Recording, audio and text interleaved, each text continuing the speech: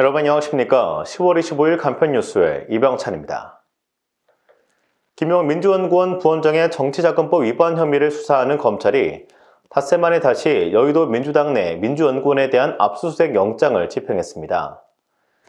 이와 관련해 민주당 이재명 대표는 국정감사 도중 야당에 대한 침탈이 벌어진 것에 참혹하다며 국민들이 후퇴한 민주주의를 지켜달라고 울먹이며 호소했습니다.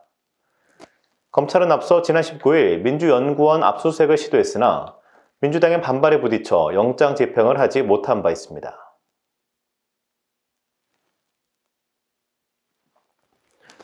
민주당이 민주연구원에 대한 검찰의 압수수색 재시도에 반발하며 오늘로 예정된 윤석열 대통령의 국회 시정연설을 수용하지 않겠다고 밝혔습니다. 오용환 민주당 원내대변인은 의원총회를 마치고 기자들과 만나 협치를 파기하는 윤석열 정권의 태도에 대통령의 시정연설을 수용할 수 없다는 점을 결의했다며 이같이 말했습니다. 그러면서 윤 대통령의 막말을 포함해 헌정사에 다시 없을 야당을 향한 부당한 행태를 이어가는 상황에서 대통령의 시정연설은 수용할 수 없다고 강조했습니다.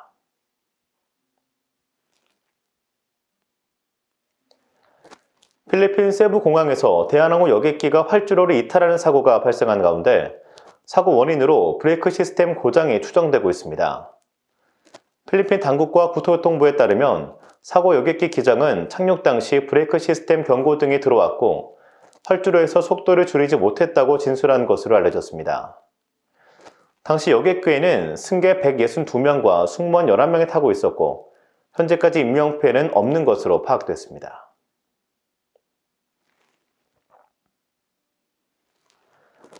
엔달러 환율이 어제 오전 한때 4인가량 큰 폭으로 하락하자 일본 정부가 엔화 매수와 달러 매도로 다시 외환시장에 개입한 것이 아니냐는 관측이 나왔습니다. 니혼 게이자이 신문에 따르면 어제 오전 외환시장에서 엔달러 환율은 달러당 149엔대 후반까지 상승한 뒤 갑자기 145엔으로 떨어졌습니다. 이와 관련해 스즈키 슈니치 일본 재무상은 정부가 외환시장에 개입했느냐는 기자들의 질문에 코멘트하지 않겠다고 답했습니다.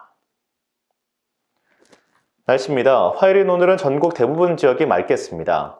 강원 영동과 경상권 동해안은 대체로 흐리다가 밤부터 맑아지겠고 경남권 동해안은 오늘 새벽까지 빗방울이 떨어지는 곳이 있겠습니다.